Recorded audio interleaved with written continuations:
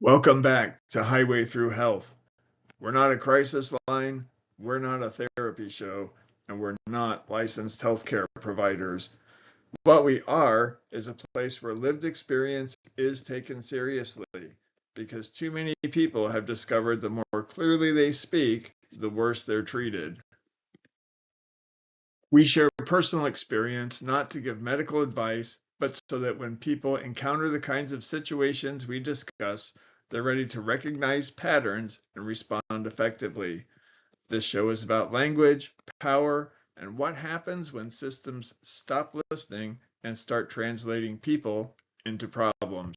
If you've ever felt misheard, mislabeled, or punished for staying coherent under pressure, you're in the right place. Thanks for joining us, Gregorio. Today we're here on Highway Through Health. We're going to talk about tapering, the purpose, politics, and the politics of emotion, really. Gregorio has devoted his life to helping people taper off of toxic psychiatric medications in spite of the industry wanting to not have that kind of message out there. Dana has spent several weeks looking through Gregorio's book and his work sheets and everything that he has produced. And so we're going to just start talking about that and how we can help people and get the resources to you if you're interested in Gregorio's books, buying them, communicating with him. All of his contact information will be in the video description. So with that, I'm going to back out a little bit. Dana, you take over. All right. I have to say this is it's really an honor to be able to speak with you today. Really appreciate you coming on here, Greg. Your workbooks are absolutely phenomenal. I've long been a fan of your compilation of Punks in Recovery. Being a fellow punk rocker myself and somebody who has gone through substance use and dealt with a lot of other things, it's really it means a whole lot to be able to speak with you. I know we have like kind of the same vibe, had a lot of similar experiences. Your workbooks are absolutely fantastic. I feel like this is exactly what the psych survivor movement needs. We need more people like you who have taken up the initiative, people with lived experience. Certainly those of us in the punk rock community know what it is to build our own sort of system outside and our own families outside of a very corrupt mentality and a very, very stated mentality that needs to be busted open. And this really shows you how to live life. I love how you had taken in at least one of the books you said about positive risk. These books are about moving forward, and it's a great guides to be able to move forward. It's not just that you make the decision that you want to recover. It's about, okay, here's me taking my life back. Here's how I'm moving forward into something that's very positive. So it's deeply appreciated. Well, I'm a huge advocate of doing crazy things to have beautiful results. And so positive risk is whatever you need to do to make sure you're okay and the hell with everyone else, because when it really comes down to it, at the end of the day, you're the only person that matters. Yeah. That's it. You have to be able to have your own integrity. You have to be able to go with your own instinct, your own moral compass, and have that be where you know that you're honest with yourself and with the people around you, and you're doing right by yourself and for the people around you. And it matters a great deal. It Thank matters. you. The reason why I'm smiling is is because what you and I both just said is true. I also know that one of my powers is admitting when I'm wrong, and when you have that sense that you know you're doing everything you can to be okay, but then sometimes you're like, what the f is wrong with me? Like, how could I be both so super smart and super stupid at the same time? That's like that's what I'm talking about right there. So I know you know what I'm talking about, and that's the Yeah. reality that I have to live, and I encourage other people to live as well. Because if you don't choose to fight forward, and if you don't choose to do whatever crazy things you have to do to have the life you deserve, you're not going to have it. Yeah. Yeah. Creativity, actually being able to express joy, be able to express love, be able to express anger in a healthy way that facilitates growth. I mean, all of this matters within the punk rock community. And I feel like you really are able to help people to help themselves through your work and through your advocacy. And I think you set a really good example for being able to pick up and move on after such insurmountable odds. Thank you. Well, with that said, I'm not a saint. I'm a survivor. And Yeah. so if you know what that means, then you know that it's totally okay to have your life collapse and then try to find a way to be better. And I'm just so grateful that throughout all the burning downs of my life, I didn't ultimately die, or at least my physical body didn't. And somehow I'm like here right now, somehow breathing with my heart beating. So because that appears to be true, uh, I see nothing more beautiful and necessary and valuable for me to do with my experiences than try to help other people do the same. Yeah. Yeah, that's the same. Certainly where I've come from in it, you don't survive such abuse and mistreatment at the level that I have, at the level you have. Michael certainly went through a terrible system too, just with the psych industry. But the kinds of things that we experienced in life are things that nobody else should have to. And I know for me, and I believe for you as well, Craig, that by us speaking up, speaking out, and taking our own power back, uh, is able to help somebody else prevent from going through that. But if by some chance they have, here's how you can get away from it. Here's how you can rebuild. It doesn't mean that the road is smooth, but it does mean that it can be done. Well, sometimes you have to be burned 100 times to figure out how, when the next attack of whatever sort comes your way, that it doesn't cause a wound, like a burn wound, in the Right. same way that it did the previous 100 times. So, getting hurt, getting destroyed, being ruined, losing everything, going crazy. I laugh for a reason. Yeah. Sometimes all of that is 100% necessary in order to get to a point where, even though we can point the finger at the people who hurt us, and we can identify that the people who shove pills down our throats to uh, somehow help us just damaged us, we can acknowledge that's all true. Yeah. But that doesn't mean anything, and it has no relevance when a person is deciding to make their life better, because that's an uphill challenge. It's like climbing a Yes. mountain without equipment, and by doing so, you're going to get hurt, you're going to screw up, you're going to make mistakes, you're going to lose friends, you're going to have all sorts of horrible things happen.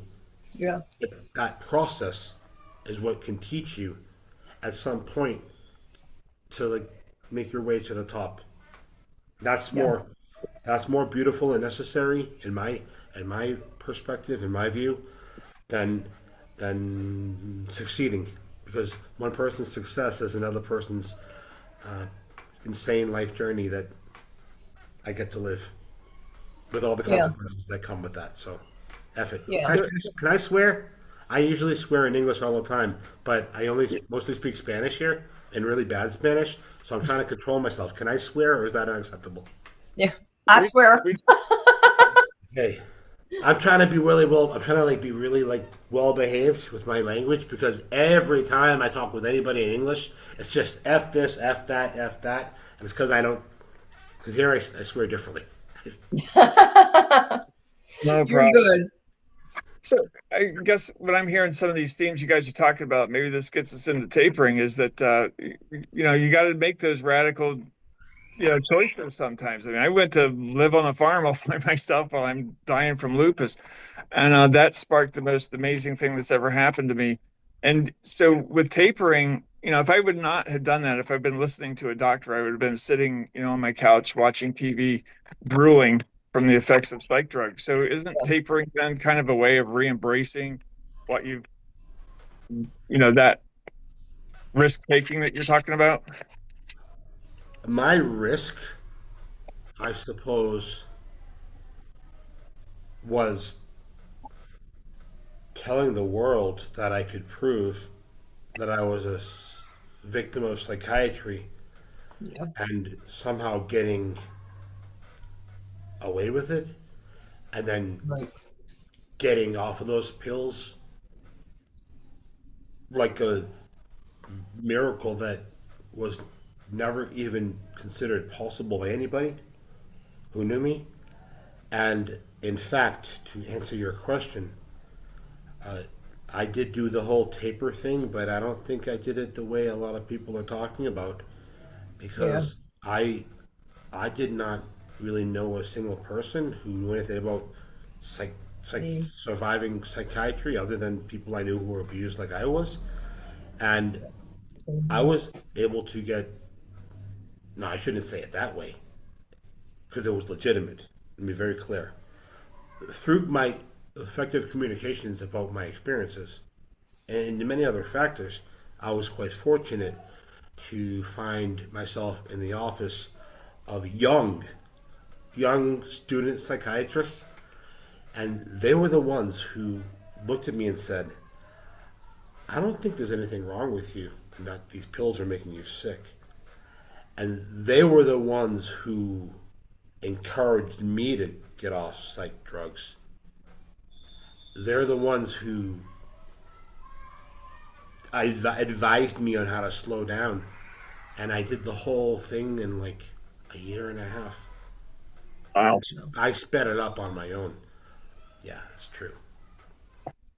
Yeah, see, I stopped, and this was multiple years ago because I just flat out told the therapist I had at the time, I said, "This shit is shit." I said, "I'm getting sick. I don't need this. I gained over 120 pounds. I feel like shit all the time. I can't do anything I need to do. I don't want to be on this crap." And he's like, "Oh, so you just stopped everything?" I said, "Yeah, I just stopped everything." Now, at that time, because I was dealing with severe physical pain, they weren't trying to help me with that, but I had access to opiates, which I used on not, as getting bombed out, but just to try and be able to sleep and walk and get things done because I was taking care of my adopted mother at the time, and she was really, really ill.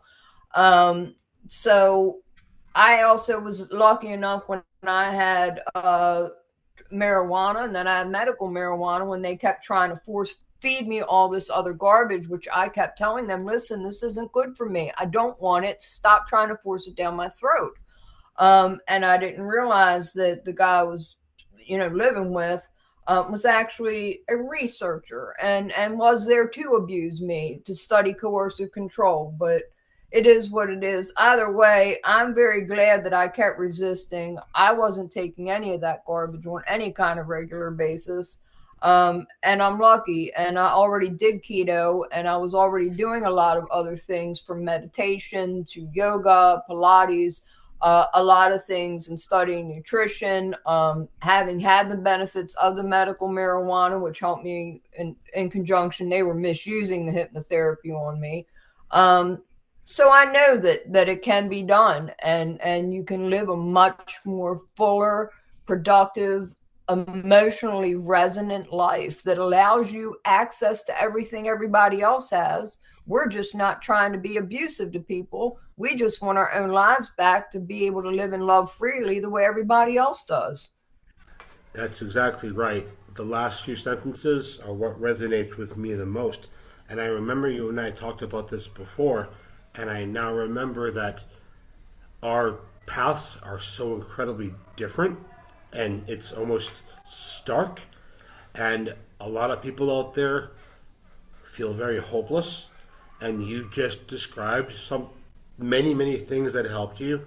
And so the people out there who are struggling with this topic or try to take back the control of their life, what Dana just expressed is a very complex but very easy to do bunch of things that can help you along the process. My story is very different, and I actually got truly better 6 months after I stopped taking the pills when I found myself in a sauna for the first time. And in that sauna, after about 10 minutes, I got so sick because I was naive and the toxins came out of my blood cells. Yeah. I became so Right. sick that I almost died. I knew I was in a bad way. And I was in Europe and I got back to the States and I went to the doctors. And the first time they tried to lock me up in a psych hospital, and they did. And I got out after 7 days without taking a pill. And the second time went again looking for help because my brain was all fucked up, and they tried to section me, but I escaped through the front door. Fuck you, New York City. And and I got the marijuana doctor after that, and they made me a prescription. And from the first moment that I had the cannabinoids in my system, all the problems I was having with, I don't think you'd call it akathisia, but my tics and like the slurring of my words almost immediately got begin to get better. Yeah. And ever since then, I've been trying to figure out how to be okay. What I will also say is the world is very cruel. My family was disgusting. Most people who were my friends had no idea what was going on, and they thought I was crazy or sick, and so I lost most of them. Right. My co-workers were not very open to me being free and liberated because I said what I want, and other things happened, and I became unemployable. And long story to another long story, I then became homeless, lost everything, and lived a crazy punk rock slash bohemian life in Europe for a year and a half without really much of anything, but having everything at the same time. And that was sort of how I had to learn how to be a person after having my entire reality stolen for 28 years, and then here we are. Yeah. Yeah, and I give you a lot of credit for being able to do that because it's not easy to go through the types of things that we've been through, and still come up on top and with love and with being able to still maintain creativity, positivity, and a real lust for life. I think that that's something that a lot of people will really find about you, and having that passion for wanting to keep moving on, and that matters. And those of us, and this would include Michael as well. We've walked through fear, we've walked past death, we've walked through that. We don't have that fear anymore. We have a whole different perspective on life, and on death, that most people, I would consider it a gift. I've been through several death and near death experiences. Some of them were forced upon me that they were studying. So for me to take my power back and to have that certainty, of what I know, that's something people can't pay to have.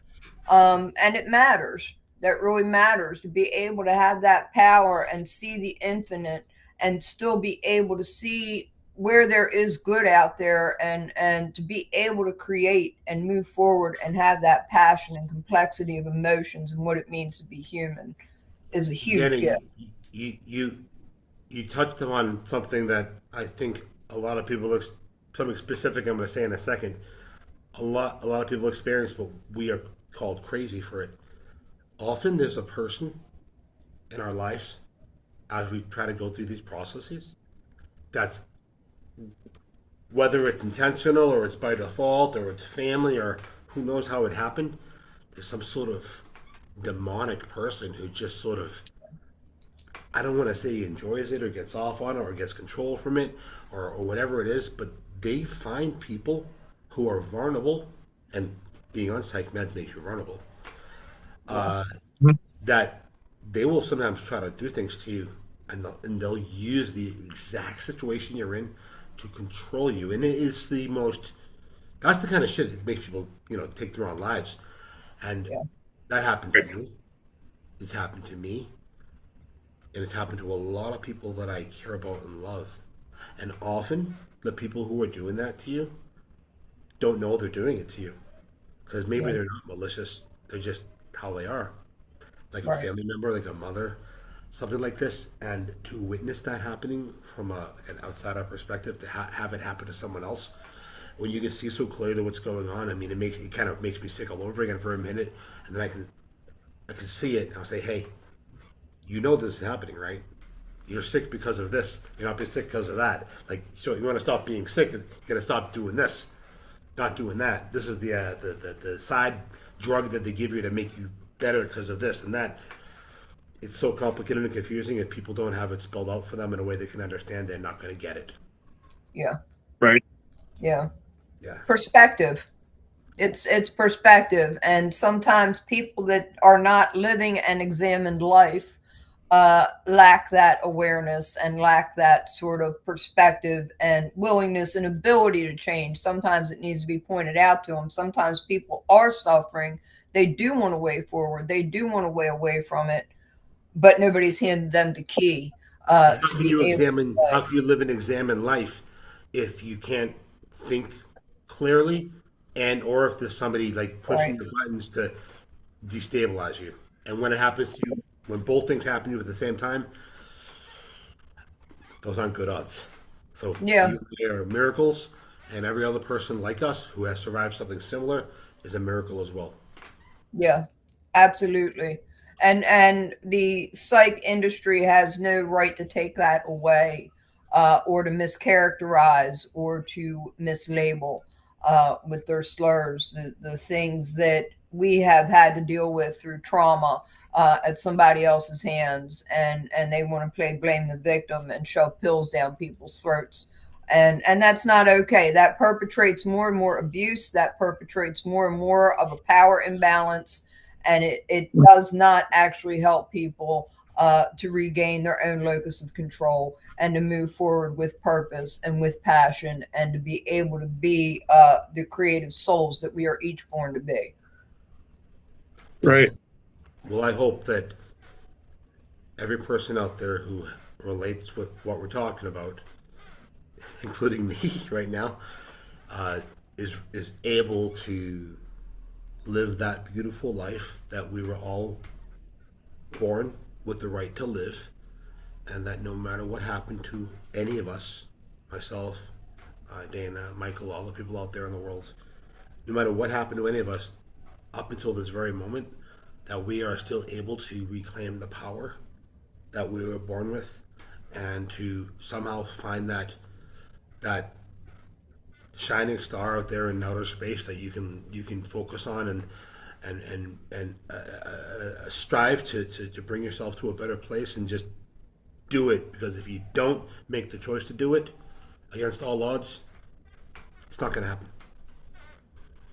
You're right. We've devised a society that's really good at taking away people's power, their life inspiration, their purpose, things of that Mm-hmm. nature, just making us, very subservient to this notion that the psych industry has, peddled around for everybody.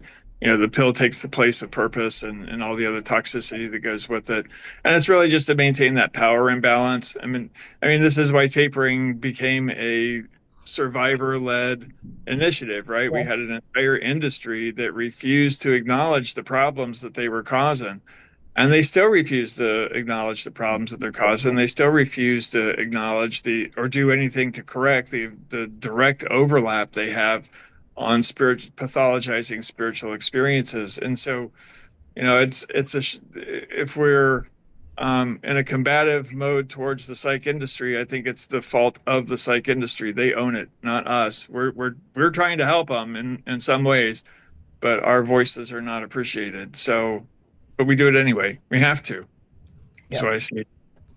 I'm very happy to be far away from the people who hurt me in the way that we're talking about. Massachusetts, for me, is the scene of the crimes of my life. I'm glad that I'm not there. I'm not so afraid to be back there, but There's no way I'm going there anytime soon. And I try to not even talk about these topics because it makes me feel really sick to just remember things about what I've been through that I really don't want to remember. And Right. so the power, the negative, toxic power of those poisons that are put inside us, and then we often voluntarily then poison ourselves because that's what we're told, that's what we believe. Uh, the nature of that is that no matter what you do, that's always going to be something that happened to you. And that's always going to be something that changed you in unnatural ways. And we have to be mindful that when we are trying our very best to find a way to live a better life and find our happiness and like make new memories and new traditions and beautiful things like this, that we have something that happened to us that changed us physiologically. And it's okay to accept and acknowledge that those parts of us were damaged. But one beautiful thing about knowing that we were damaged, and I am damaged, is that then you can find other beautiful things to love and beautiful ways to experience the world and to enjoy things in a way that you may never have before, even when you're suffering, even when you're in extreme pain, even when you want to not be here. There's just an endless opportunity that life presents to us to find beauty. That's something that I learned from Viktor Frankl. Yeah. Yeah, Yeah. It's awesome. Same here. I had a plan to go to Auschwitz in the March of 2020 because that was right after the pandemic happened. And I had like a 2 month European speaking tour organized. I haven't gone there since. I think people are crazy. I better off right here in my house with my cat. Um, but my plan included going to the Polish town, which I can't pronounce it properly, but it's something like Oswiecim, and that's the town of that they called Auschwitz. And I actually organized a speaking event in the town of Auschwitz at a like a cafe restaurant called something like Cafe Bergamot or something like this. And the plan was I was going to go in the morning and go not really do it. I guess I do a tour. I don't know what are you supposed to do at Auschwitz. I guess you have to go on the tour. Sorry, and so I'd go on the tour and I'd find my piece of grass and I'd put my hand down and I'd connect with the person who's been like talking into my ear for years, telling me like it's gonna be okay, don't worry. Like you can find beauty in destruction. You can find love in chaos, and that's what he taught me. So that was my plan. I was gonna go to the Auschwitz in the daytime and put my fingers down on the ground and say my prayer and say my connection. And then I was gonna go in the night and tell my story to the people who live in the town of Auschwitz about like how I made it to there and Yeah. I was then going to stay overnight in a hostel. I thought that would be the ultimate fucked up thing to do. And so for my healing as well, because my family's Jewish, and I don't know if you know this about Jewish people, but a lot of us have been hurt by psychiatry because our parents were hurt because of the Holocaust, or because uh, Right. the uh, the impact of being in the United States or another country when the Holocaust was happening, and they grew up with their mothers telling them about it, and so it created a permanent scar. That's my story. So Yeah. I want you to go to Auschwitz and do my thing. Help the punks. Good. Yeah. Makes a lot of sense. Are you familiar with Dr. Gabor Mate? He Yeah, I know him. discusses a Yeah, lot of that. yeah. I like I like him. I Yeah. don't really like the country of Hungary very much because I've always had rough experiences there. But I'd go back. Maybe if I go back, I'll see him someday. But I'll have a tea dog. So were those experiences central to some of your book writing and development, or how did that whole thing come about for you? Thank you for that question. So, the first book I wrote was an accident. I had no idea what I was doing. I was just volunteering at a peer support center. First, I had my internship and then volunteering for years. And I had the idea of doing a support group, so I just wrote a bunch of shit, like right beforehand, and then I printed it out, and then we did it.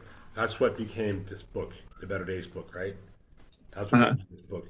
If you look at this photo, that's what a person on psych drugs looks like. Yeah. Fuck that guy. This guy's dead. I don't know who this person is. They are not me. I'm really serious. This Yeah. person doesn't exist. He doesn't exist. Never. I Right. have no idea who this person is. Yeah. I have no idea who it is. Fuck this person. He's in a cemetery or he's been burnt to bits. I don't know who this person is. I don't know him. This I guy I love know. I This guy I appreciate don't that know. very much. I don't think we really allow people to divorce their past and do that, that act of redemption. It's like, wait, I was over here, now I'm completely over here. Yeah. And it feels like people keep trying to drag you back to what you were. And there's absolutely no way you can ever do that. DEAD. Dead. Yep. ALIVE. Alive. But I love my cat. She passed away. Her name's Gatita Numero Dos, or kitten number 2. So we're always going to have her on the back cover of this book. But we were very alive, and even though she's not here anymore, she's still very alive in my heart. I love Yeah. you, Gatita Numero Dos. That's my terrace. I love her. Yeah. I can understand that. And I think too, it is in how we are able to rebuild ourselves through all that trial, because what you have here in these workbooks really, it certainly speaks to me, but I think works on very universal level for that self-examination and looking at pieces and parts of yourself to be able to say, hey, you know what, that person is now dead to me. I leave her behind, or I leave him behind. This person had nothing to do with who I am now. I am the phoenix rising from the ashes. And I think the things that you have been able to put in, and the questions and the way you explore a lot of the depths of things is just absolutely fantastic. It couldn't come from anybody to be a better representative than from you, because you absolutely represent all the best of that. Thank you. Thank you. You are correct. You are speaking the truth. And Michael, thank you for asking this question, because without the process of trying to figure out how to live and be a person, because that's what we all have to do, right? Because how do you know how to be a person if you were taught by people who didn't treat you like a person? And then you were taught through a chemical fog. You don't know how to do shit properly. Mhm. This book, like I just showed you, that dead person on it, and there's people out there who would say, oh my God, be careful saying these negative spiritual things. Well, that's okay. Respect to those people. That person doesn't exist. This person does. That person never had any way to connect in a beautiful way. This person does. Mosquitoes didn't bite that person. Mosquitoes bite me. That's the difference. So yeah, I can say that. I will say that I am a murder survivor. I am a murder survivor. Same. And I had to create a new life from the burnt ashes of my life. These books, that book, like this first book, which is like written by desperation, because I wanted to learn how to connect with other people. I wanted to Yeah. learn how to know people, have friendships or something like this, or relationships. How do you do that when you're drugged for 28 years? Right. How are you supposed to know anything? I was a child. I never had Yeah. a chance to learn how to do anything. God. So yeah, fuck this guy, but this is real. This is beautiful. This saved my life. This book is 10 languages. I mean, how blessed am Awesome. I? I created something out of the freaking darkness of hell while I was drugged and bloated. Bloated so like this on so many drugs I couldn't even think straight. Yeah. This is the product or the result of desperate attempt to find a way out. And What I love about what you're saying too is it's a process, because Dana and I have been talking about that ever since we started the Highway Through Health thing. Is that there's a process here that is so heavily stigmatized, so made fun of, that so many people just don't understand it. But Right. you have to go through that hellish experience in one way, shape, or form to really understand it. And I think we're all trying to just communicate to those who don't have some hellish thing to deal with the benefits of this process, even if you don't have a catastrophic illness. You or whatever else is facing you. What Gregorio is talking about and his workbooks are trying to help people understand is what that process is to help you do this. Access that inner part of you that helps take you through these things. And I, I, I can't say enough for the experience that I had, and I'm sure Gregorio, just listening to you talk and the books and the energy that you've put into what you're doing, I can tell that you've had some very legitimate, very real experiences, and you have a lot of great life experiences that can help people that just are lost in a state of destruction right now. Yeah. And to anybody who tells you that something's wrong with you and who tells you you can't do it, or they laugh at you or they make fun of you, especially when you're trying to make yourself better, especially when you know that those pills have made you sick, listen to what I'm about to say. Fuck those people. Yeah, exactly. I'll clap for that with my broken hands. It's okay to say goodbye to people that you love and care about. Yes, it is. Friends, whatever, It is. anybody. If they It can't is. understand what you're trying to tell them about what you're trying to accomplish, it's okay that they don't know, that they don't understand. You don't have to hate them for not understanding. Right. Okay? You can just accept that you're becoming different, and the Yeah. person that they Mhm. knew was a person. Well, this is not in all cases, of course. Every situation is different, right? But they may have known you for a long time when you were taking these pills, and that changes your personality, and it does do things to you that you don't realize until you're off of them for years.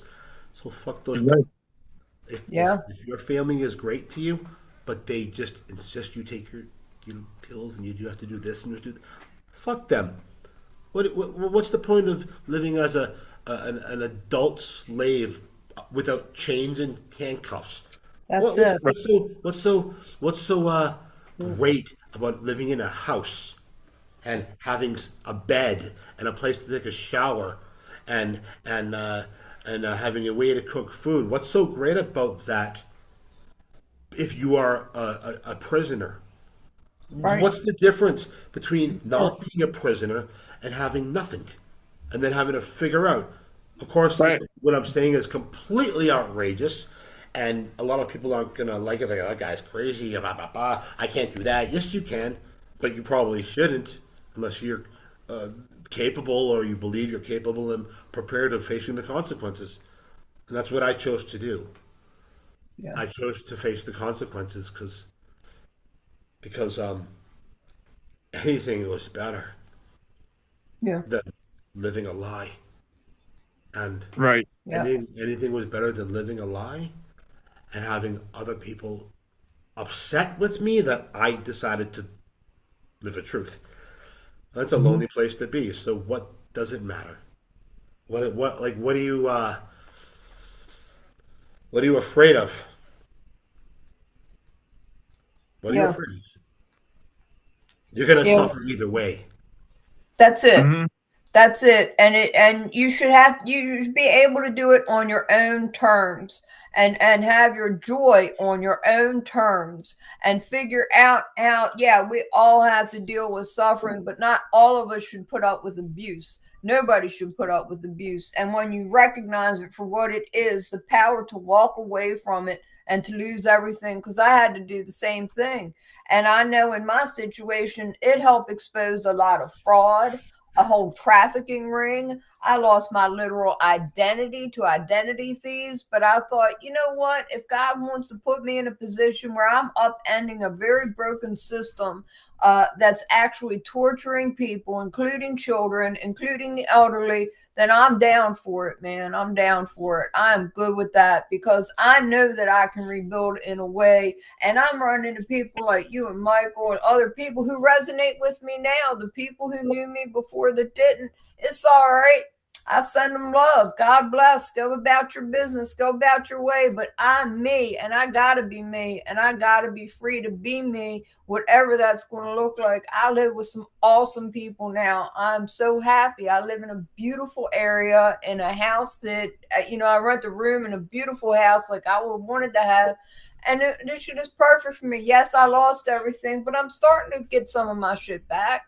I don't like that I see my shit being sold on eBay. It was stolen out from under me. And that hurts. I can't lie. That hurts like a motherfucker. But on the other hand, I have me and I have my freedom. And you can't pay for that kind of happiness. You can't pay for that kind of joy.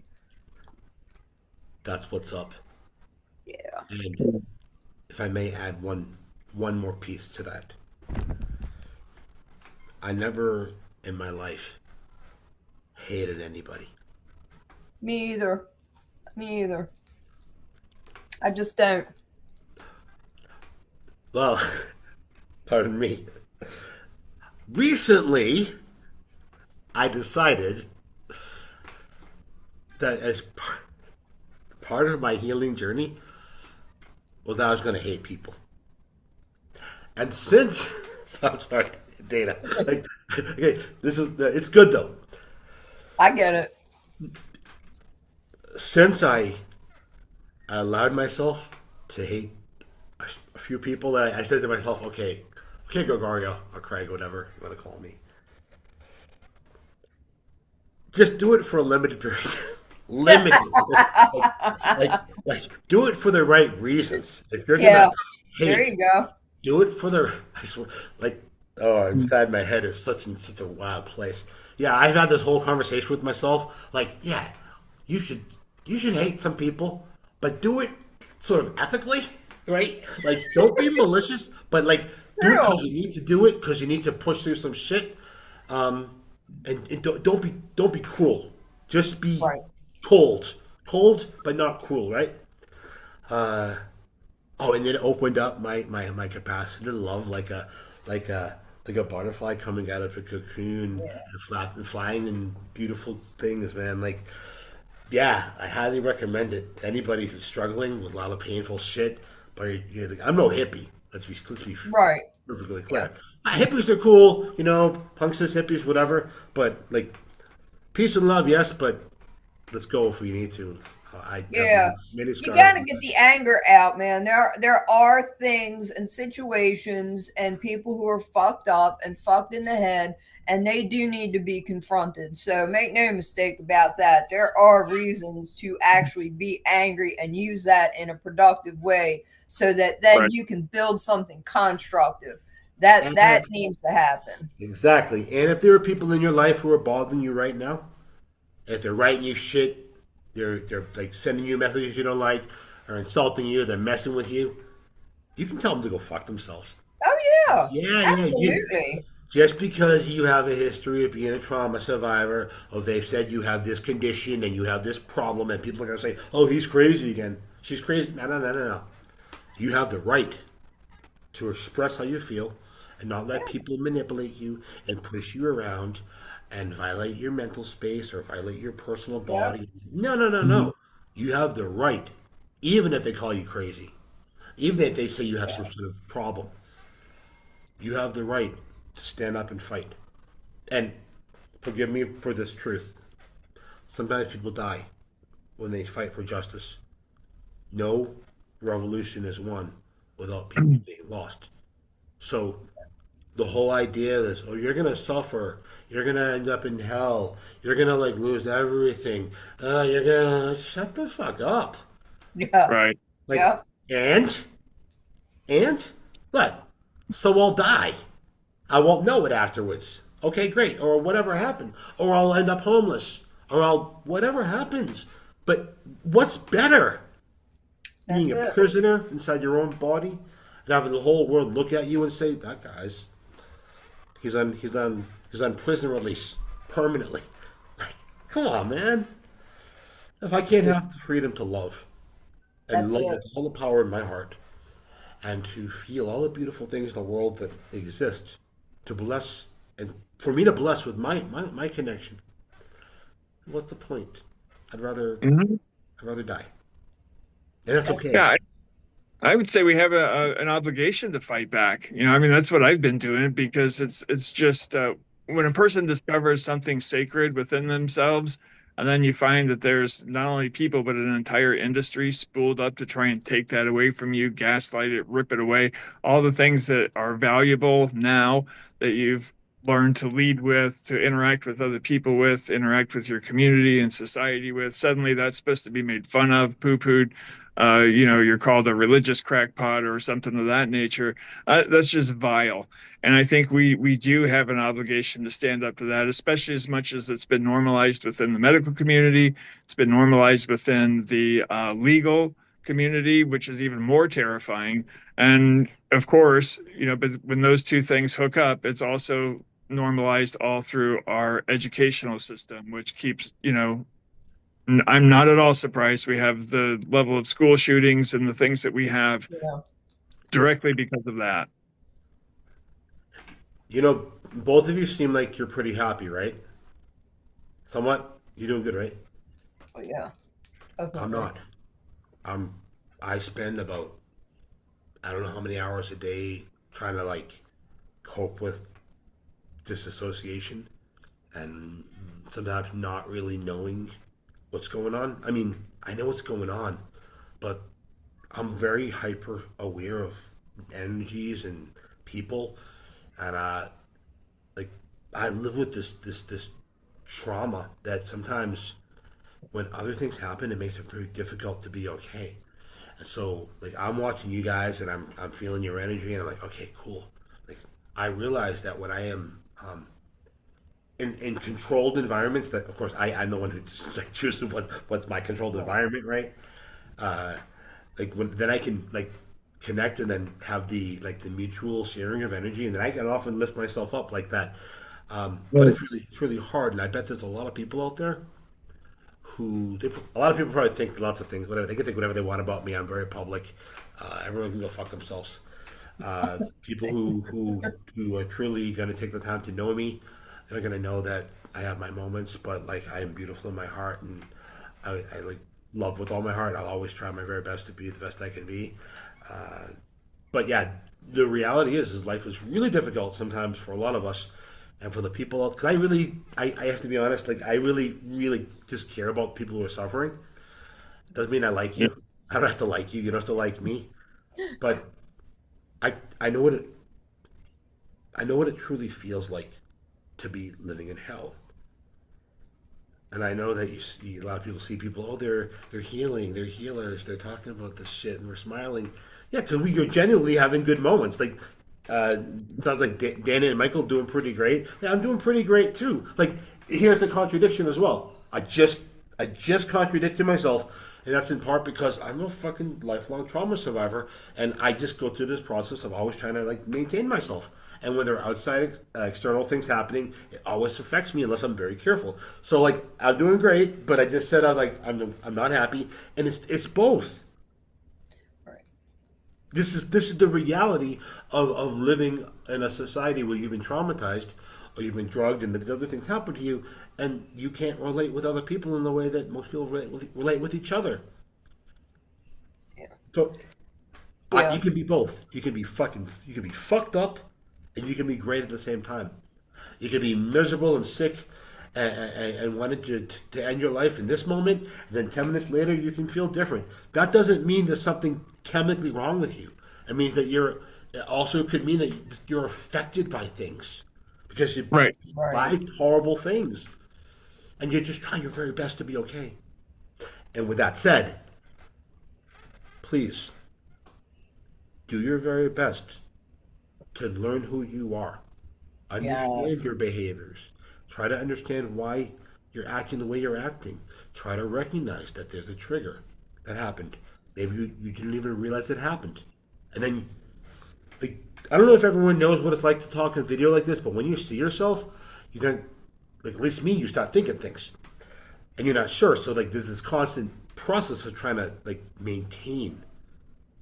This is a hard thing that we have to do in this life. And when you are struggling, or you have struggled, or things are affecting you, we have to be very careful, because other people might look at us and say, "Oh, there's something wrong with that person. Or this is bad." And Yeah. if you've been drugged, you've been abused, you've been violated, you've been all these things, it's your responsibility to do what you can to avoid going back to places that remind you of that, or that have, Yeah. like, where you've been hurt. It's complicated trying to be okay in a world that wants you to be sick. It is. Yeah. It's making a stand. It's where you have to gain your own confidence from your own ability to be competent and be a person that knows themselves well enough to feel very strong within that, and to not waver within that, and to be able to say, you know what, this is who I am, and I'm comfortable with me, and I like me, and I love me, and I feel great about me. So whatever you think, great if you love me, but it's okay if you don't, because we are all different kinds of people. But it's being able to maintain that core center, know yourself well enough to be honest with yourself, be honest with others, and to be truly who you are in the world, who you were created to be in the world. And that matters more than anything. That kind of raw honesty and real Yeah. emotional connection that's genuine and authentic is far more worthy. That's what we are created for. That's what we are here for. That is the human experience, and it does matter. Matters a lot. Yeah. And I think the more we talk, the more we create communities that allow you to go out and not feel rejected right off the bat. And there's some people I don't communicate with. It's not that I'm, in some respects, there's no communication because people don't understand the seriousness of the kind of things that I'm going through or talking about. And if there's not an appreciation for it, it's really kind of hard to get across some of these concepts that we're talking about. This is, we're dealing with offsetting some tormenting emotions that some people may not have been exposed to. A lot of people have been exposed to these things. I'm not saying that we're grossly unique in some ways, but certainly I think what we're seeing is there is a process for dealing with this, but when you go through that process, you do talk differently, you speak differently, you act differently, and that's Yeah, not in a way that society likes you to be, because you're not subservient. You don't have a problem confronting someone who's trying to push their crap in your life. yeah, You don't just swallow, cultural norms and regurgitate those in order to keep your job. There's a whole bunch of stuff that you don't do that, that whole process of losing everything really acclimates a person to. So, again, this is a process. So we're trying to encourage people who are in a lot of these things. There is a process to bring relief to that. As Craig said, it's a work in process. I struggle. My hands don't work. My feet are all broken and I don't see very well. So I know every time I open my eyes in the morning, I get to deal with that until the moment I go to bed and go to sleep. So we're experienced with these. We know kind of what we're talking about. So we really hope that take some of the things that we're saying, we're not trying to be critical and we're not trying to elevate ourselves, but we're saying that there are some processes that are so stigmatized, you don't yeah. know about them. So I you do really don't. okay, Sorry. Yeah. that's okay. I'm done. I really don't like fancy people. So what do I mean by that? I mean pretty much anybody who's like, I'm such an asshole. I am an asshole about this. It's okay. I don't understand the privileged life. I don't. I don't. And so I call those people fancy people. And I don't understand you. And I understand, or I accept that you try to be nice to me sometimes, but thank you. Um, Uh, um, I am a person who's been very hurt and very fucked up, but I don't hurt anybody. And if I don't think I'm in a good state of mind, I'm gonna try to back myself off from a situation. If I'm having interactions with somebody and I don't like, if I usually I pick up on everything, so I have to look at myself and say I don't like how you're acting right now. I don't like how I'm acting, or I perceive something. I'm like, now is a good time to just kind of back off. Like I have some really wonderful close friends here where I live, and most of the people most everyone I hang out with on a regular basis is a Spanish speaker with very limited English. So I have to talk in either terrible broken Spanish, and that's what I do, or we type, right? And if I feel like I'm a little bit too much, and it happens, it happens. Okay. I just say, I just stop. I have like one friend in particular that I hang out with her almost every day, or we talk almost every day, and so sometimes if I feel like I'm too much, I'm just like, huh, oh, I just know how I am. Sometimes maybe I am, maybe I'm not, but I'm just gonna like. Then like a day passes and I get a call, big smiles, like, ¿Qué haces? What are you doing? I'm like, cool. I was right. I just needed to. Shh. And you know what's the best part about that stuff? I communicate that's what I'm doing, so it's not like it's a secret. So I get to like create relationships with people who care about me and love me and want me to be great, and I want to be good with them. And then I just do my thing, and I come right back. That's just not for people who are trauma survivors. Everyone should be doing shit like that. I agree. I agree. The authenticity needs to matter because I feel the same way. When you see like folks who are like what you call the fancy folks, that's the ones I feel put too much effort or maybe only live on the shallow surface. They are putting all their effort into impressing people as opposed to being genuine and connecting with people on an authentic level. And that's where I'm at. I want that authenticity. I like the grit. I like the real deal, and that matters to me more than anything, and anybody that feels like they gotta have some kind of label or buku bucks or be a flash bastard to impress you, it don't impress me. I don't know who it impresses, but it ain't gonna be me. So I definitely I feel that it's that authenticity, it's the real connection of emotion, of actually sharing real moments and actual emotions, and putting that toward creativity and catharsis and things that actually matter. That's what real life is. That's where the real meat is on the bone. And Yeah. sometimes it's okay to be really good at not making friends. Yeah. Yeah. I get that. I only want real people around me that I authentically connect with. I don't need to have anybody shallow or surface. For me it's like what you see is what you get. I don't go out of my way to be an asshole or nothing, but on the other hand, I'm definitely not going to be fake with anybody either. I can't do it. I have no interest in doing it. It is just not. I don't even have that ability anymore, and I'll blame it on a damn brain injury from the ECT. But I was kind of a bitch before. But I'll blame that on the ECT that I can't do it anymore. It's also the autism. It's also just the fact that I'm old, and whatever I've got left in my life, I'm living it in a quality way, and it's not to please other people. I'm just if people like me, that's great. I love it, but I don't need to impress people who are not on the same kind of authenticity, who have some kind of realness to them, who are wanting actual connections and real actual relationship and a give and take in that. I can't do it no more, and I don't want to, and I never liked it, and I'm not going to pretend anymore. It's a waste of time. Huge waste of time.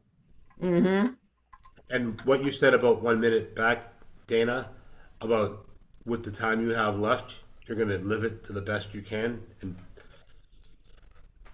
listen, everybody watching this video right now, including all of us, and everybody you know, and everyone that exists in the entire world, we could all be dead tomorrow. Hmm? We could all be dead today. So That's it. sometimes we just have to do what we need to do to give ourselves the chance to know what it truly means to live. Yeah. Because there's a very big difference between being alive and truly living. Yeah.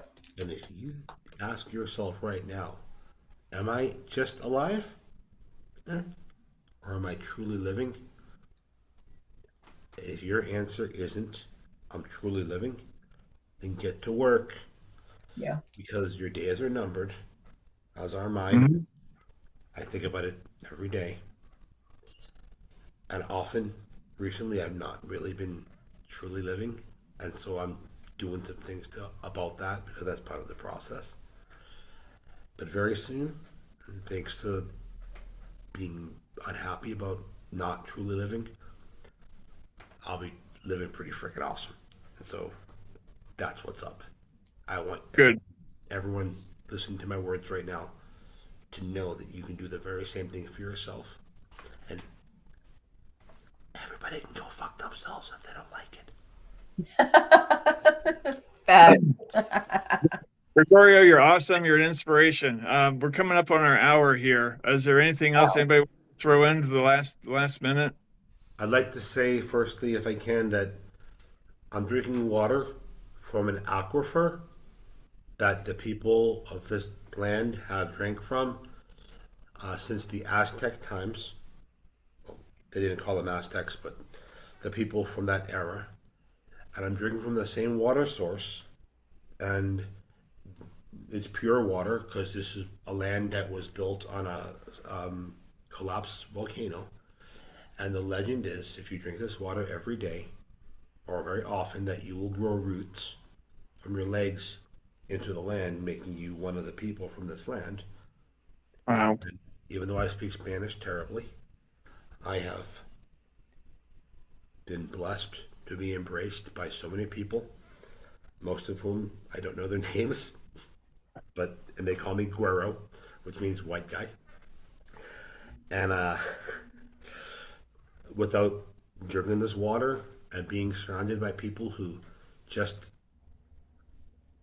in many ways, much like me, can see energy and can see beauty and can see truth and love, I wouldn't be here today. And so I want to just say thanks to all the people who have given me a chance here and everywhere, who have allowed me to learn how to become a human being and not judged me or hated me or hurt me because I didn't know what to do.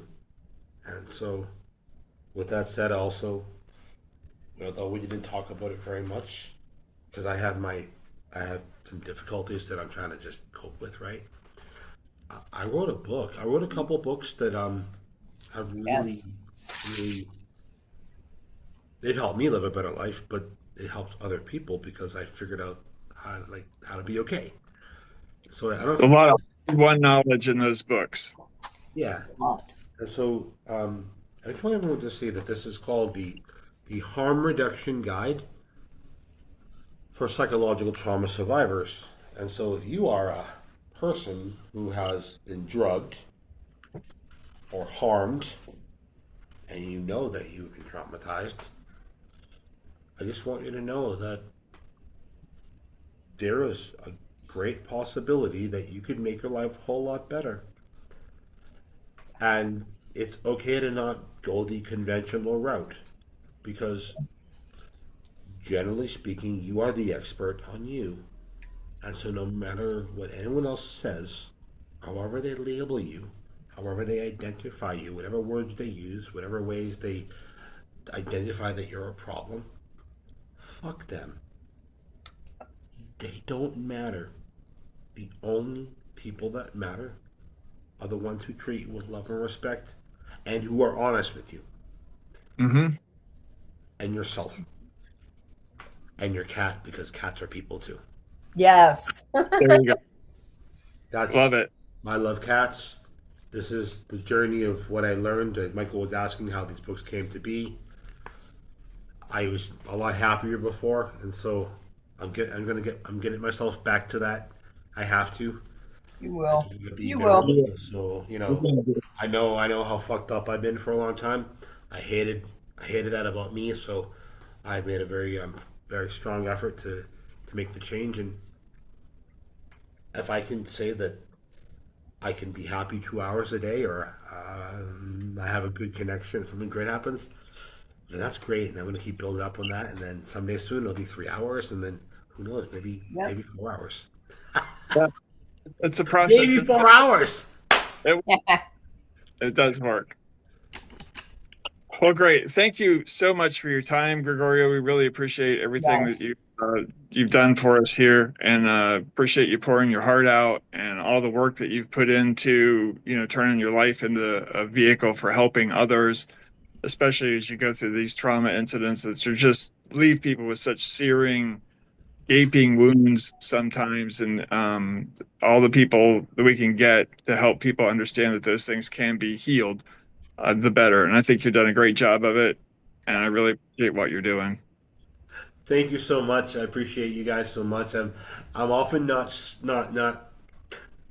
Don't call the doctor. I'm often not sure if I'm like fucking crazy or I'm like totally good. But I think I'm okay. And so I ask myself all day long, are you crazy? Are you not? Sometimes I ask people, am I crazy? They say, oh no, you're fine. So let's hope that in this moment I'm like walking that middle path like I always try to walk. And if we could all just try to like make sure that we are at least 50.01% good crazy, just 0.1% after 50, 50.01% is closer to 100. So if you're gonna be either good crazy, which is like the purest, best good crazy is 100%, and the worst bad crazy is like zero, just make sure you're 50.01%. And I can say crazy all I want because they use that word to describe me all my life. Fuck you for everyone who said that in a bad way. I'm beautifully good. I'm beautifully great. I'm beautifully crazy. Anyone who doesn't like that can kiss my ass. I don't give a fuck. And for the people out there who are watching this shit and they're saying, oh, but pills help me, good for you. I want you to be happy, healthy, and well. Do what you need to do. If that makes you happy, makes you feel well, great. If you decide that it's not working for you, there are people like Dana, there are people like Michael, people like myself who went through a process to try to fix ourselves right, from what they did to us. It's okay. And for everyone else who doesn't like what we are saying, it's okay. And for everyone else who agrees with us, great. For everyone who thinks we're crazy and bad for talking about this shit, fuck you. It's okay. Much love to you. And to everyone who doesn't know it, you matter. And I do too. Absolutely. Yep. You're awesome, Mario. Thank you so much once Thank again. you. Appreciate everybody's time, and hopefully we can get together again sometime in the future. This has been a lot of fun. I've really appreciated the dialogue, and it's been really constructive. And Gregorio, you're open for people to DM you on Facebook, contact you in any way, shape, or form, right? You're there to help. I think that's the message we want to give people too. Yeah, you can contact me. You can add me. Just try to remember that I survived a living hell, and sometimes I have to spend a lot of time making sure I'm okay. And Yeah. I hate social media, and sometimes it's just my tool for making sure that I'm fed. And so if you don't like that shit, you know, like people hit you up sometimes saying I need help. If you don't like people asking for help, go fuck yourselves. But I send you a lot of love. It's okay. Everyone else, much love to you. And All get right. the books. People get the books. I'm telling you, these are very, very helpful. It's a bit. Thank you. Thank you all. And we'll talk again soon. Absolutely. God bless. Much love. Bye. Take Bye-bye. care. Bye.